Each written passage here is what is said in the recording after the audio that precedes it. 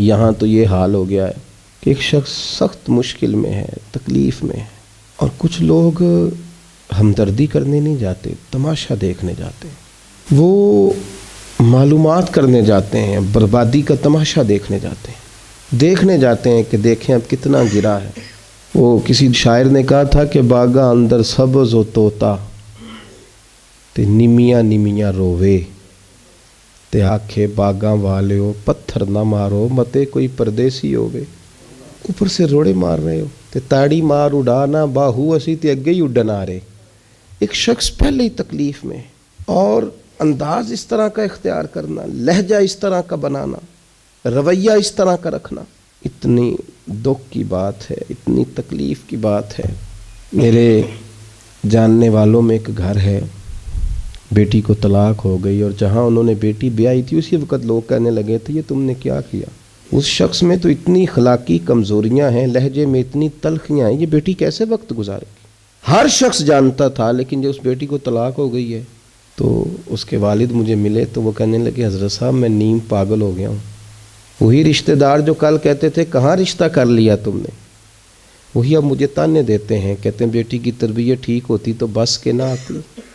او باغاں والے ہو پتھر نہ مارو متے کوئی پردیسی ہووے۔ کہتے ہیں میں پہلے اتنی تکلیف میں ہوں کہ بیٹی پلٹ کے گھر آ گئی، اور پھر سوالوں کا جواب، ہر روز کٹہرے میں کھڑا ہونا، ہر روز۔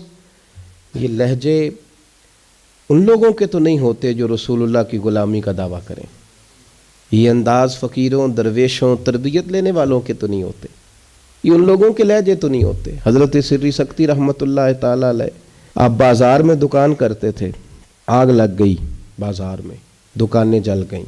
آج کتنے لوگ ہیں، ایسی ہوا چلی ہے کہ ہر شخص ہی سوچتا ہے تمام شہر جلے، ایک میرا گھر نہ جلے۔ اس شہر کے اندر آگ لگ گئی اور ساری دکانیں جل گئیں، صرف حضرت سری سکتی کی دکان بچی۔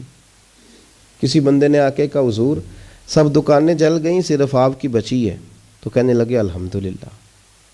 پھر تھوڑی دیر کے بعد اپنے آپ سے مخاطب ہو کے کہنے لگے تو اتنا خود غرض ہو گیا ہے، ارد گرد تیرے سارے لوگ جل گئے، ان کا کاروبار ختم ہو گیا، اور تو الحمدللہ کہہ رہا ہے، اتنا خود غرض ہے تو، اور دعویٰ تیرا درویشی کا، اور انداز تیرا یہ کہ تو لوگ سارے اجڑ گئے، تجھے افسوس نہیں ہوا، اور تو اپنے بچ جانے پہ اس طرح کا رویہ کر رہا ہے۔ رو پڑے، پھر وہ دکان چھوڑ دی، اللہ کے رستے میں خیرات کر دی، کہنے لگے آج کے بعد تجارت نہیں کروں گا، مجھے وہ کاروبار نہیں چاہیے جس میں دنیا لٹ جائے اور میں بن جاؤں۔